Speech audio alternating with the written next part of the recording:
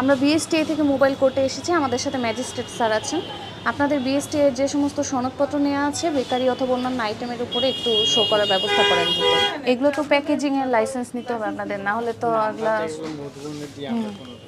না মধুবনের না, আপনি সেল করলে এগুলো হচ্ছে প্যাকেজিং লাইসেন্স নিতে হবে। হ্যাঁ, এগুলো আমাদের যে এইটাতেও বি মার্ক দেওয়া, তারপর হচ্ছে আপনাদের এই দইয়েও বি মার্ক ইউজ করেছেন, কিন্তু আপনাদের সনদগুলো একটু দেখান, একটু দেখেন এটা কিসের।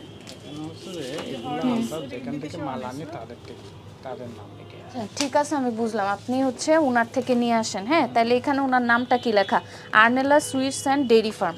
কিন্তু আপনার এই মোড়কের এখানে এই যে দেখেন এখানে মিষ্টি দইয়ের, স্যার এখানে একটু দেখেন, ওনাদের মিষ্টি দইয়ের এখানে কিন্তু লেখা মধুবন অভিজাত মিষ্টি বিপণী, যেটা আপনার এখানে আপনি যেটা বলছেন সেটা তো নাই। তারপর আপনাদের এই যে সেমাইয়ের এগুলোর মধ্যেও কিন্তু কোথাও বি মার্ক নাই আমাদের, অথবা আমাদের সনদের। মধুবন কি এ থেকে নাই না, আপনাদের কাছে লাইসেন্স নাই না? না ম্যাডাম, এখান থেকে তো আমরা দেখতে পাচ্ছি না।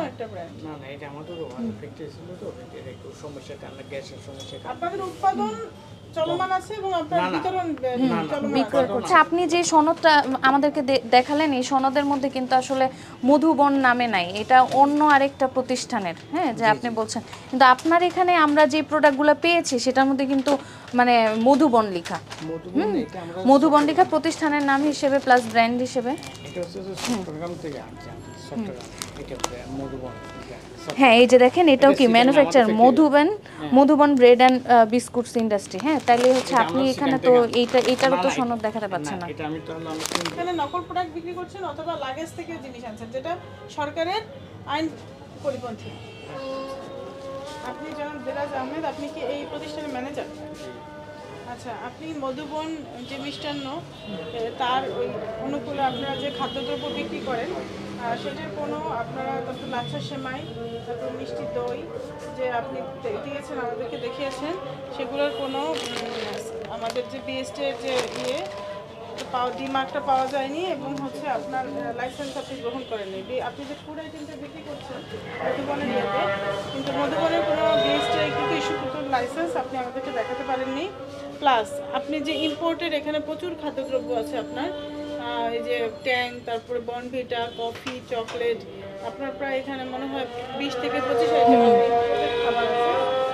তাদের যেখান থেকে আপনি ইম্পোর্টারের কাছ থেকে যে এনেছেন সেই ইম্পোর্টারের লাইসেন্সের কপিও আপনি আমাদেরকে পরিদর্শন করতে পারেন নাই, যেটা হচ্ছে আমাদের ওজন ও পরিমাপ মানদণ্ড আইন 2018 অনুসারে অপরাধ। আমরা আপনাকে এর 1 বছর আগে সতর্ক করে গিয়েছিলাম, সতর্কতা জারির পরেও কিন্তু আপনি আমাদেরকে সেই দিনের পরেও কোনো আপনি যে আবেদন করেছেন বা সেরকম কিছু দেখাতে পারেননি। এখানে আপনি ইস্যু না, বিষয়টা হচ্ছে আপনাদের এখানে যে প্রতিনিধি ছিল তাকে আমরা বলে এসেছি, সেটা তার দায়িত্ব ছিল। এখন আপনি দায়িত্বে এসেছেন, তার মানে আগের জন আপনাকে সেটা ডাইভার্ট করে দেবে, কিন্তু আপনারা আসার পরও এখন পর্যন্ত যেহেতু সরকার এই আইনটি অমান্য করেছেন, এই জন্য এই আইনের ওজন ও পরিমাপ মানদণ্ড আইন 2018 24-1 অপরাধে 41 ধারায় আমি আপনাকে 25,000 টাকা অর্থদণ্ডে দণ্ডিত করলাম। আপনি খুব দ্রুত টাকাটি পরিশোধ করুন, অনাদায়ে 1 মাসের কারাদণ্ড।